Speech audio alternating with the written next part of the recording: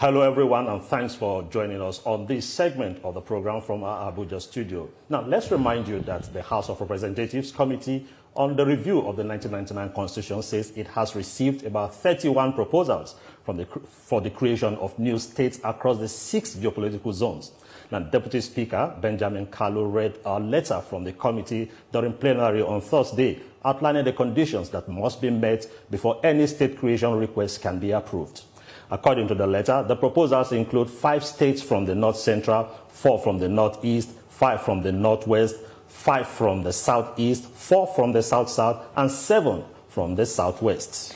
According to the letter, Section 8 of the 1999 Constitution, as amended, outlines specific requirements that must be fulfilled to initiate the process of state creation. The letter, signed by the Deputy Speaker and Chairman of the Constitutional Review Committee, reads, quote, "The committee has reviewed the proposals for the creation of new states in accordance with Section 8, subsection 1 of the Constitution of the Federal Republic of Nigeria, 1999, as amended. This section outlines specific requirements that must be fulfilled to mutate the process of state creation, which includes new state and boundary adjustments, among others." End of quote. For more clarity on the request for state creation and the role of the Constitution on this matter, let's bring in the Deputy Speaker of the House of Representatives, Right Honorable Benjamin Kalu. It's good to have you on the program, Deputy Speaker. Thank you for having me. Good morning. Good morning to you too. Well, let's begin. You revealed that there are currently 31 requests for the creation of new states in the country. What does this say about the state of the nation? Does it depict a general feeling of exclusion and marginalization? And how long can people continue to carry on the feeling of being left out and sidelined from the scheme of things? Thank you very much. I think it reflects the desire to enjoy the dividends of democracy. It's not just about marginalization only. People want the dividends of democracy to trickle down to the grassroots. And they feel in their mind that the best approach will be to have their own state. And also, history has it that no civilian administration has been able to create states. The ones that we have were created during the military era. And I'm sure you know why it's been difficult for democratic governments to create states. I'm sure we're going to get to that with regards to the provisions of the Constitution and the Herculean procedure of getting a state created or a boundary adjusted. But having said that, the current administration is aware of the desire of the citizens of this country to, long for more dividends of democracy. And in the wisdom of the President of the Federal Republic of Nigeria, President Bola Ahmed Tinubu, GCFR, the Commander-in-Chief of the Armed Forces, he has adopted a strategy which is having development commissions in various geopolitical zones of the Federal Republic of Nigeria, because it's in tandem with its renewed hope agenda to make sure that the dividends of democracy trickles down as the people want it to the grassroots. So if you watch the space closely, you will see the president has been very intentional in creating development commissions across the country. So to answer your question, beyond the feeling of marginalization, it is a desire to have the dividends of democracy felt at the grassroots more than before. And the instrument of state creation, for some people, is what they believe will be used as a tool to achieve that. So you're but there are many ways to it, and this government is really looking into that. So you're saying that the creation of these new states will mean equitable distribution of resources. Is that what you're saying? Yeah, that is what many Nigerians believe, that the more states you create, the more they'll have access to dividends of democracy. Whether that is true or not is not for me to judge, because, I'm the presiding officer. I'm the chairman of the committee of Constitution Review, and I can't take a position. My position is to be the unbiased umpire who will listen to the desires of all Nigerians, either through the laws presented in the Parliament for constitutional amendment or through the memoranda that we receive from the public. So when we do, we analyze and then take a position based on what the people want. Deputy Speaker, since after the announcement yesterday, there has been a lot of reactions. And some of those reactions also is that the present 36 states, as we have them now, a lot of those states are not economically viable. Now, creating additional states, maybe 31, maybe less than that, aren't we considering the financial capacity, the financial situation in the states and the economy of the country? Because more states will mean more legislators, will mean increase in the cost of administration. Is that something we can entertain at this moment? Like I said before, we are the parliament, the people's parliament. We are not taking any position on the issue of creation of states. We've had a lot of people giving different narratives to the letter that was read. Let me clear the dust. During the 9th Assembly, we received more requests for state creation. And some of them came through private member bills, some came from the memorandum, the memoranda we called for.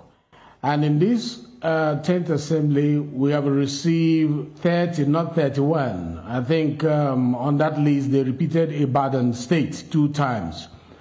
It is 30 that we have received. But having received that, last section, which was 9th Assembly, people did not know why their state request for state creation did not go through. Because there was no engagement with regards to why. This 10th Assembly, we decided to let the people know that granted we have received all the application for new states to be created, either through member bill or through the memoranda, but not conceding that all of them are good enough to be created. There are constitutional procedures laid down in Section 8, subsection 1 to 3, on how these applications should be made. As we speak, none of these 30 proposals have met the requirement of Section 8. And that was why we decided to bring it to the notice of Nigerians that your application before us is ineffective. Therefore, you need to comply with the provisions of Section 8 so that when we don't consider the state creation request, you will know where it emanated from. And so the notice to the public is that you have between now and 5th of March to enable you cure the gaps in your application for state creation. And if you go to Section 8, you will see 2/3 majority of the Senate, and that of the House of Representatives, the state houses of assembly, as well as the local government council, local government councils, 2/3 of that council. So let's follow that procedure and then present this application again. We are going to the newspapers to announce, place public announcement on the newspapers that those who want new states to be created should follow the guideline as laid down by the constitutional provisions. Okay, Deputy Speaker, you're saying, just to be clear, that this 31 request before your committee is invalid because they don't meet, the requirements. Is that what you're saying?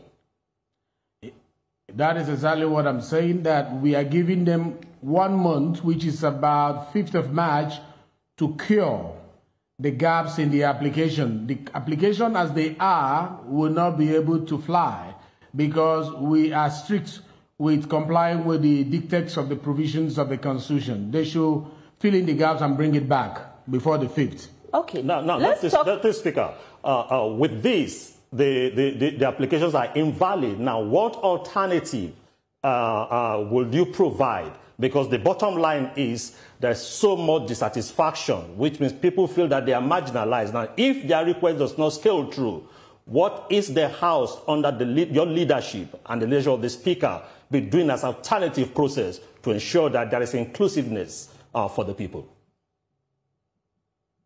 There is no alternative to complying with the provisions of the Constitution. There's no alternative. The positions of the Constitution is sacrosanct. It's our agronom. If it says you have to follow certain procedures in line with rule of law and observing that the supremacy of the Constitution is over all, you have to comply with the provisions of the Constitution. There is no alternative. So those who are desirous of state creation should comply with the procedures laid down in the Constitution and bring it back. That's a window we have created, which is 1 month, and it's sufficient, enough for people to cure the gaps in the application. And we will reconsider it. We get your point. Let's talk a little about the 2025 budget proposal that has been jacked up by 54.2 trillion naira. Some economics and financial analysts have raised concerns that this is a major threat to macroeconomic stability, including inflation, exchange rate, and financial deficits, among others. But these new projections are they realistic and sustainable? Well, like I'm not a chairman of appropriation of a committee, and the president has laid the budget, and that budget has been referred to the committee on appropriation. Remember, when they finish their work, they are presenting it back to me as a presiding officer, and their report will be laid for us to consider in the Committee of Supply. I can't take any position with regards to the budget until they bring back their report.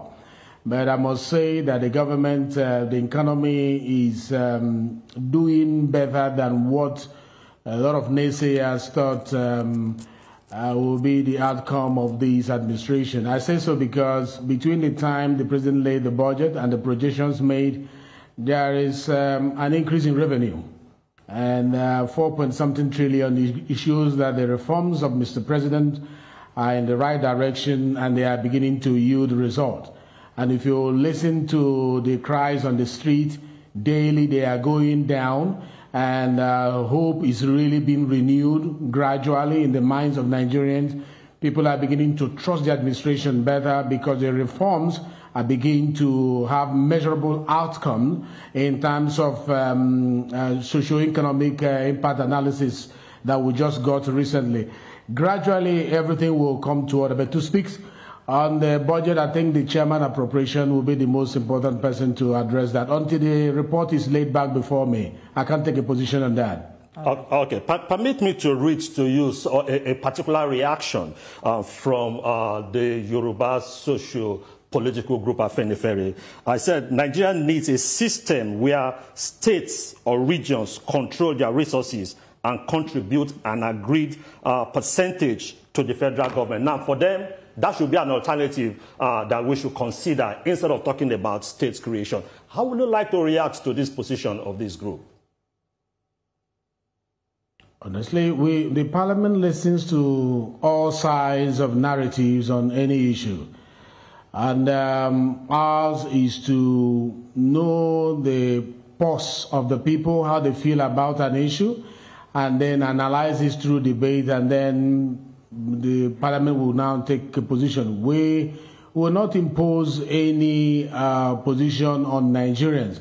But if you ask me personally, whether regional administration or economic administration will help make the nation stronger, my answer is yes. because what we have done in the past shows that we succeeded with it. And who says we cannot revisit that and see how we can make all the socio-economic locations, regions across the country more active, more competitive, rather than depending on the center and making them more lazy than they're supposed to be. We have comparative advantage on so many things. Every aspect of this country is blessed with one economic resources or natural resources than the other. So why don't we build strength from what we have and use that to build our region to be stronger and contribute to the center?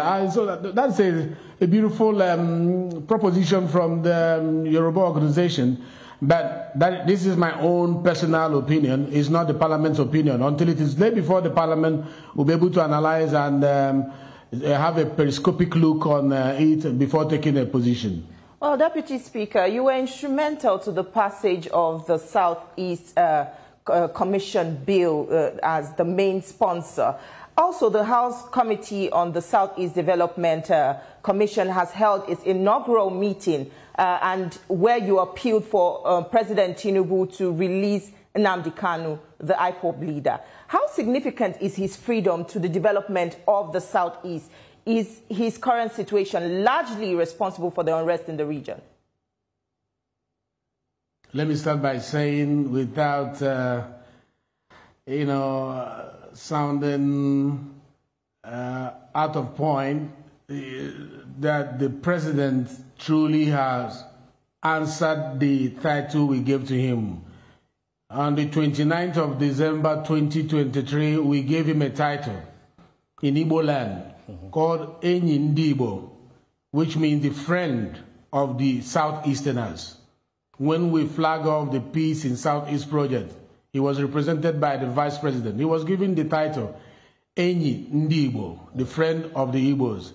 And he has proven that he is worthy of bearing that title, because successive governments have come and gone. Nobody, looked into the concerns of the Southeasterners and the promise made to them 54 years ago by the Gowon administration, promising reconciliation, promising rehabilitation, promising reconstruction. That was not kept. But this president, the friend of the Igbos, took it upon himself, put his feet down and said, this promise must be kept. And it will be kept through this particular proposition of the bill that I presented before the Parliament as a platform that will be used to reconstruct, to rehabilitate that particular zone. We are very grateful to Mr. President. And I will not stop being grateful, because I knew how many times this appeared before the Parliament without getting a nod. And now he did. The Igbos are happy. It is our duty now to let them know what is going to be the impact of this Southeast Development Commission in the lives of the Southeasterners. Now, talking about development, you cannot develop any area without the presence of peace. In Nigeria, we say peace, unity, progress, which means where there is peace, you can bet progress. In the Southeast, there is a problem, insecurity. And many people causing the problem are alleging that is because of the incarceration of Nnamdi Kanu. Let us remove that excuse out of the basket. And that was why I appealed to Mr. President when I inaugurated, on behalf of the Speaker, I inaugurated the Southeast Development Committee in the House. I appealed to the Commander-in-Chief, because you can't coerce him. You can't force him. You can't use noise to bully the president to do anything. And this is the message I've been sending to my people. Let's quieten the zone and appeal for a political approach, not just the legal approach. It has been done severally. And it could be extended to us if we appeal to Mr. President. So and what you're saying, Deputy of my Speaker, people in the federal government. Yes.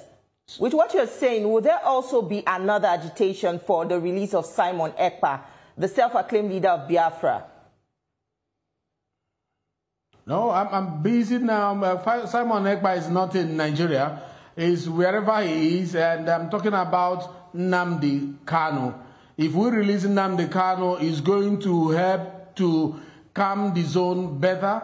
It's going to help the police and the security agencies face squarely those who are claiming they are agitating for Nnamdi Kanu. It's not everybody in the Southeast that is doing that, but those elements who are causing all these criminal action, hinging it on Nnamdi Kanu, which is not the truth. Because I've been with Nnamdi Kanu in the prison. I went to see him. And he said, if Mr. President is able to sign this Southeast Development Commission, it means that the Biafra we are looking for is close to us. It means that the Biafra we are looking for, that is the good road, the good hospitals, the bridges, the seaports, and all the rest of them, they are going to come closer to us. And that when he's out, he will join the Peace in Southeast project to support the peace that we all want in the zone. And he told me that he will fight squarely those who are causing the mayhem in the region. So it's not about Nnamdi Kanu. Some of them are just leveraging that he's incarceration and begin to cause harm to the people of Southeast. And we want to quieten the area so that the development that is intended by the President of the Federal Republic of Nigeria will have its root in the region without anybody truncating it. So that is why we are appealing, so that this development effort of Mr. President will not be, affected by any of all these people who are using the name of Nnamdi Kanu to cause harm to the people of Southeast. Okay, Deputy Speaker, let me bring you back to this issue of state creation, whether it is more states, whether it is regional. Thank you for your own personal opinion. But the bottom line also is that Mr. President created the geopolitical commissions. Now, it seems as if we are a step towards the regional system. Now, if your committee does not go along with the state creation, could it also now propose also that we should revert back to the post-independence regional system using the geopolitical commissions Mr. President has created? You know, democracy is defined as the government of the people, by the people, and for the people, which means that the people element is at the center of the conversation that has to do with democratic government or governance. Therefore, it is not in the position of the parliament to take up any issue that the people have not longed for. If the people have longed for regional government, they will express that through the bills they send through the members of the parliament. We will hear them, debate them, take a position on them. Or they will provide it in the memorandum that they send when we call for memoranda. And we will analyze it and take a position on it and present it before the House for voting. So if it is what Nigerians want, I want to assure you that the parliament will not be averse to it. But the parliament does not impose. And that is why we are going to be engaging our public engagement town halls across the country soon. Because of resources, we may not be able to go to every state, but we have chosen 2 states in every geopolitical zone to engage with them, feel the pulse of the people, know what they want, know what they are asking for, and then do a report to refine the proposals before us, to refine the subject matters that we'll be presenting before the parliament at the time we present our report for the purposes of voting. So let them get ready at the conversation that we'll have at the town hall meetings across the country. Well, we are coming to Deputy Speaker, democracy is about engagement as well. Exactly. Deputy Speaker, in your comments earlier, you showered praises on President Bola Tinubu. As a politician from the Southeast region that gave President Tinubu the lowest number of votes in the 2023 general election, do you think his administration has made significant progress, potentially increasing chances of getting more votes in 2027? This is particularly relevant because considering Peter Obi, a prominent opposition figure in the Southeast who remains influential and may contest again in 2027. Mr. President is taking the right steps. From the time he emerged till now, he has taken right steps towards that region. The region is beginning to feel part of this nation. The region has nothing against President Bola Ahmed Tinubu, and we are the ambassadors. Let me say it again. I was one of those who spoke to the president before he even picked up the form to run. I was the secretary of the National Assembly ambassadors for Tinubu. So we are the ones who went and actually begged him, you need to be on the board to run for this position.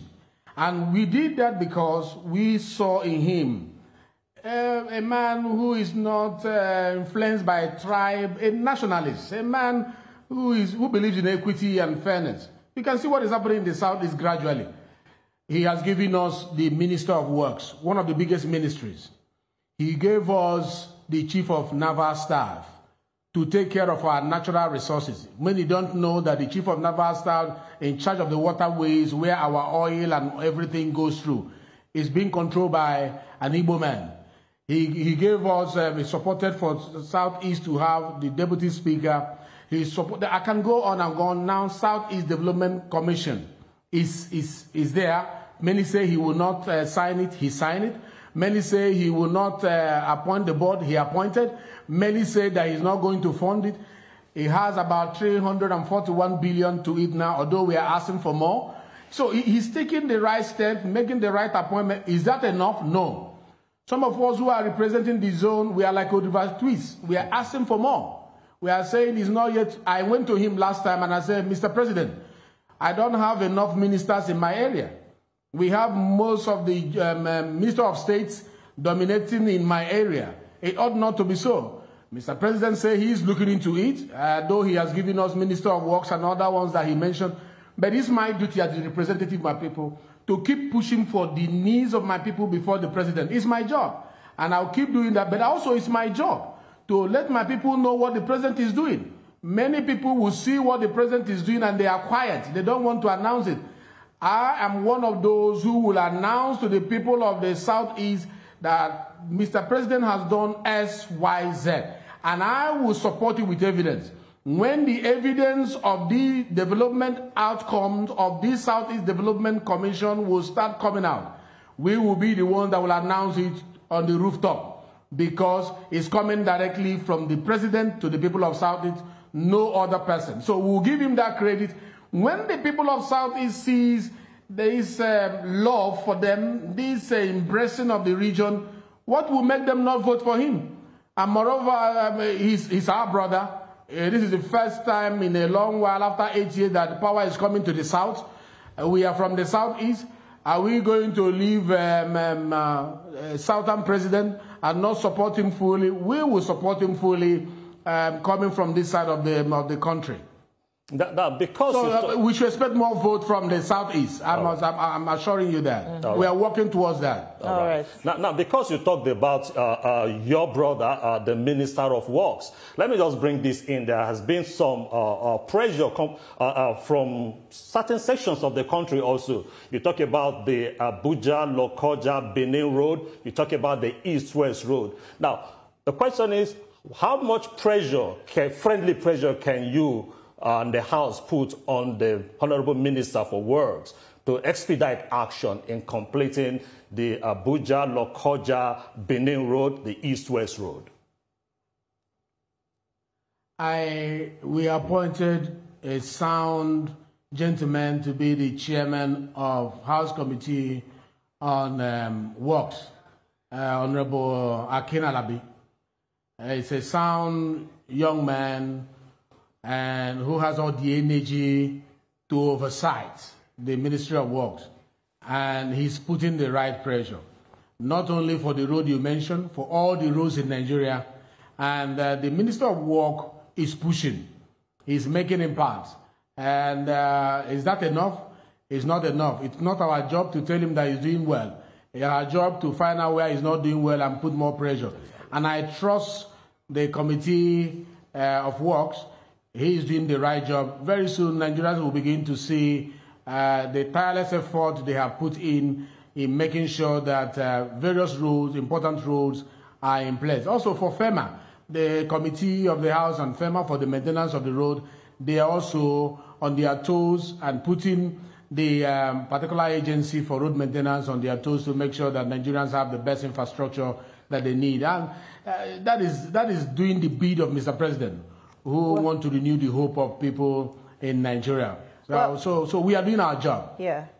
Well, we thank you so much for your time with us on the program, Deputy Speaker, Right Honorable Benjamin Kalu. It was a good conversation we had this morning. Thank you very much for your time. Thank you. Thank you. Thank you very much. Thank you very much for having me. Thank you. Well, that's it from us in Abuja. It's back to you in Lagos, Veronica and Ibrahim. Thank you to Jesu and Eshamamo for that interesting conversation with the Deputy Speaker of the House of Reps.